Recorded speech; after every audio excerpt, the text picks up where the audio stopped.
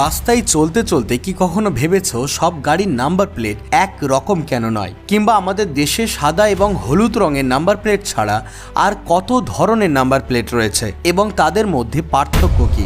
ভারতের গাড়ির number plate শুধু সংখ্যা না, এটি আপনার গাড়ির পুরো পরিচয়। আমরা রাস্তায় সবচেয়ে বেশি দেখি সাদা নাম্বার প্লেট, যার উপর কালো অক্ষরে লেখা থাকে।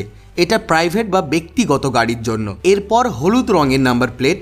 এই হলুদ প্লেটে কালো লেখা সাধারণত ট্যাক্সি, অটো বা কমার্শিয়াল গাড়িতে দেখা যায়। এগুলো ভাড়া বা পাবলিক সার্ভিসে ব্যবহার হয়। এরপর টেম্পোরারি রেজিস্ট্রেশন প্লেট। এই নাম্বার প্লেটটি নতুন গাড়ি কিনলে দেওয়া হয়। লাল ব্যাকগ্রাউন্ডে সাদা লেখা, অর্থাৎ এটি কয়েক দিনের জন্যই বৈধ। এরপর ব্ল্যাক নাম্বার প্লেট, কালো প্লেটে হলুদ অক্ষরে লেখা। এটা সেলফ ড্রাইভ বা রেন্টাল কারের জন্য ব্যবহৃত হয়। গ্রিন নাম্বার প্লেট, এটি সাধারণত ইলেকট্রিক গাড়ির জন্য ব্যবহার হয়। এরপর ব্লু নাম্বার প্লেট, নীল ব্যাকগ্রাউন্ডে সাদা অক্ষরে লেখা। এই নাম্বার প্লেটটি বিশিষ্ট ডিপ্লোম্যাটস এবং রাষ্ট্রদূতদের গাড়ির জন্য ব্যবহার হয়। এরপর red number plate with emblem, নম্বরবিহীন লাল ব্যাকগ্রাউন্ডে প্রতীক সহ নাম্বার প্লেটটি বিশেষভাবে প্রেসিডেন্ট, ভাইস প্রেসিডেন্টের মতো উচ্চ পদস্থ ব্যক্তিদের গাড়িতে ব্যবহৃত হয়। এবং সর্বশেষে মিলিটারি নাম্বার প্লেট।